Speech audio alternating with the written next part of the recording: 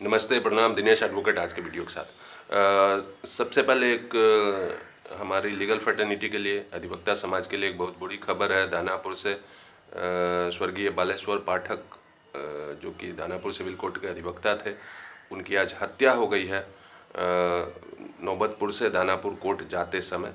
इसलिए सबसे पहले उनको एक बार नमन करके और उनको उनकी स्मृति करके और फिर आज का वीडियो स्टार्ट करते हैं। जैसा कि हम डिस्क्रिप्शन में बता रहे हैं कि आज का सब्जेक्ट है how to get rid of Sanjay Karol. Chief justice Sanjay Karol से छुटकारा कैसे पाया जाए, इसको यहाँ से भगाया कैसे जाए, इस मनहूस आदमी को जिसने हाई कोर्ट की सारी व्यवस्था को जो है तहस नहस कर दिया है। लेकिन उसके पहले ये जानना जरूरी है, जैसे किसी बीमारी का इलाज करना है तो ये जानना जरूरी भी है कि वो वायरस या कुछ भी है, बैक्टीरिया, वो आया कहाँ से और कैसे आ गया। तो let's first try to know as to how he came to be the chief justice of Patna high court, who brought him here, was there a lobby instrumental in it. क्या कोई लॉबी थी, कास्ट लॉबी थी जो इस तरह से काम कर रही थी। तो हमारे सोर्सेज बताते हैं कि इसके आने में, क्योंकि इंडिया के किसी हाई कोर्ट में न बार न बेंच कोई भी इस व्यक्ति को चीफ जस्टिस के रूप में लेने को तैयार नहीं था। जब नवंबर 2019 में ये सब हो रहा था कि कौन चीफ जस्टिस कहाँ का बन के जाएगा, तो पटना तो पहले से ही डंपिंग ग्राउंड रहा है। एक से एक चीफ जस्टिस आए हैं, अच्छे लोग भी आए हैं, लोढ़ा साहब भी आए, दीपक मिश्रा भी आए, धवन साहब भी आए, लेकिन कुछ ऐसे लोग भी आए कि जो चीफ जस्टिस के चेयर में बैठ के सोते रहते थे। तो खैर वो और बात है। तो इनको लाने के पीछे जो एक लॉबी थी, कास्ट लॉबी थी, और बहुत ही डेंजरस लॉबी, उसमें भारत के कानून मंत्री सर्वप्रमुख थे। उनकी जाति के एक सुप्रीम कोर्ट के जज वो भी थे, और वो बहुत ही एक्टिव हैं, क्योंकि उनका अपना चला चपाटा बहुत सा है जिसको उनको जज बनवाना है। तो वो बहुत ही एक्टिव हैं। अब उनका ज़्यादा दिन वहाँ समय रह नहीं गया है, तो वो बहुत ज़्यादा ही एक्टिव हैं। और बेसिकली पटना हाई कोर्ट को, सुप्रीम कोर्ट में भी जो हमारे सोर्सेज हो वो यही बताते हैं कि पटना हाई कोर्ट को वहीं से चलाया जा रहा है, कुछ कानून मंत्रालय से और कुछ सुप्रीम कोर्ट के जज साहब के चैम्बर से। कैसे ये सब जो आउटलैंडिश आइडिया सब जो आप देख रहे हैं यहाँ कि मेंशनिंग को सेंट्रलाइज किया जाएगा और केस बैंक बनाया जाएगा और बेंच में मेंशन नहीं होगा मैटर, ये सब जो देख रहे हैं कुछ कुछ अनयूजुअल चीज़ जो कि पटना हाई कोर्ट के 105 साल पुराने इतिहास में कभी किसी चीफ जस्टिस ने नहीं किया था, वो सब जो यहाँ पे किया जा रहा है वो सब वहीं से आइडिया आता है, यहाँ इम्प्लीमेंट किया जाता है। तो अब होता है कि भाई उनकी लाने की मंशा ऐसी क्यों थी, ऐसा क्यों हुआ कि वो लोग लेके आए।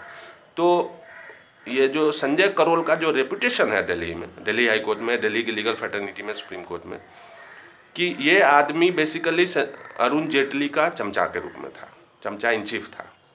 जैसे कभी किसी ज़माने में यहाँ एक चंद्रमौली प्रसाद नाम के जज हुआ करते थे हम लोग के हाई कोर्ट में, और उनका एक चमचा झोला ढोने वाला था विपिन सिन्हा, जो पिछले 12 साल से सीबीआई को ढो रहा है। सीबीआई उसको नहीं ढो रही है, 12 साल से वो सीबीआई को ढो रहा है। वो नहीं रहेगा तो सीबीआई उस दिन कोलैप्स कर जाएगा।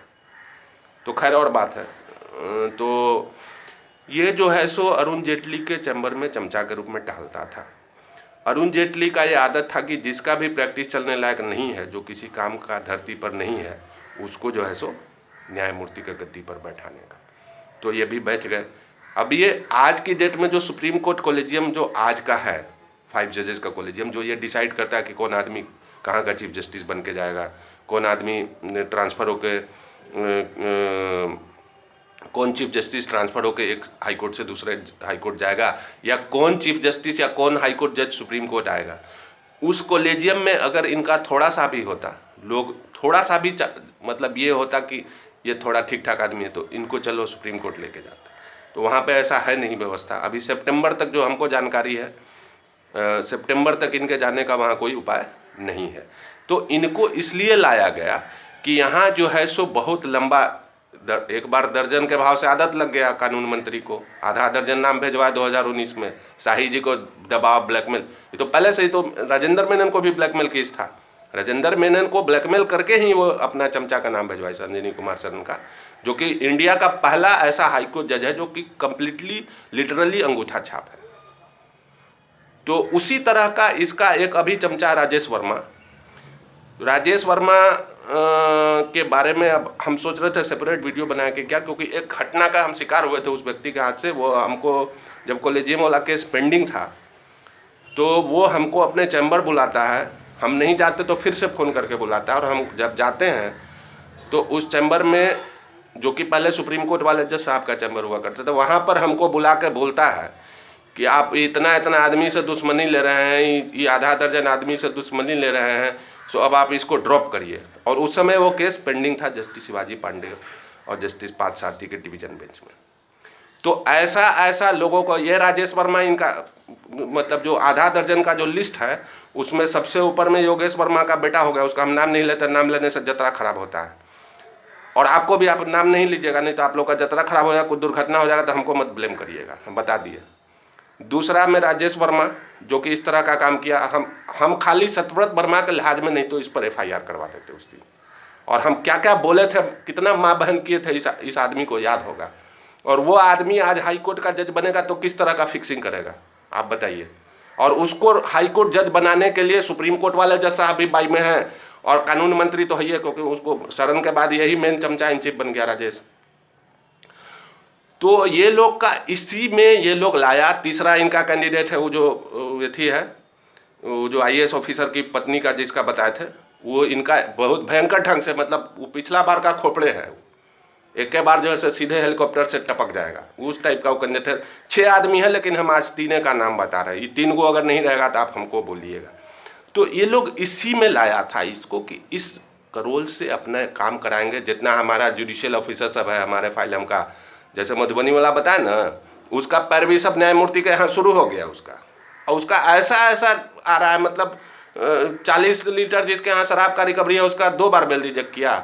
आज जिसके यहाँ से 400 लीटर का रिकवरी है, जिसके कॉन्शियस पोजीशन से, उसके रूम से, बेडरूम से रिकवरी है, उसको जो है सो मतलब 15 दिन में बेल दे दिया। और उसका पैरवी जो है सो न्यायमूर्ति लोग कर रहे हैं। तो कानून मंत्री ने बिहार जुडिशियरी को जो है सो जातिवाद का जंगल बना के इस व्यक्ति ने समूचा चौपट कर दिया है।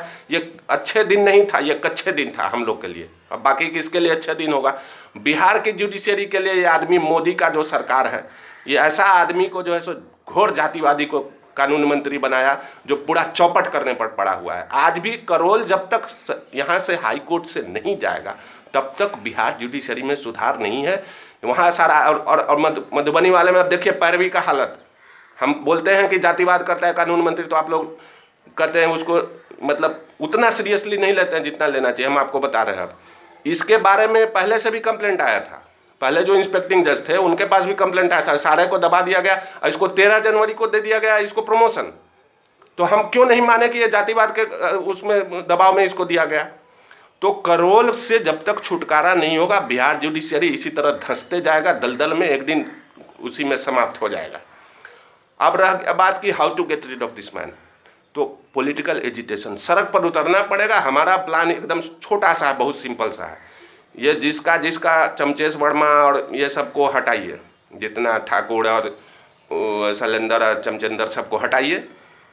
जितने अधिवक्ता समाज के लोग हैं, जो कॉमन एडवोकेट्स हैं, बेली रोड को 10 मिनट के लिए, 10 से 11 मिनट नहीं होना चाहिए, 10 मिनट के लिए 5 तारीख को जाम करिए फरवरी में, फिर 15 तारीख को जाम करिए, फिर 25 तारीख को, 3 बार करिए ना।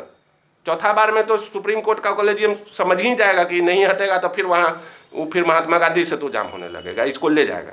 आप मेरा रिक्वेस्ट मानिए और आप लोग इसको करिए। जब तक टॉप गियर में नहीं आइएगा, जिस तरह के आदमी से हम लोग के अधिवक्ता समाज का और बिहार जुडिशरी का जिस तरह के घोर जातिवादी आदमी से पाला पड़ गया है, भारत के कानून मंत्री से, जातिवाद का हाफिज सईद, जैसे आतंकवाद में हाफिज सईद का जो है सो सबसे खतरनाक आतंकवादी में नाम है, उसी तरह भारत के सबसे खतरनाक जातिवादी ये कानून मंत्री रविशंकर प्रसाद।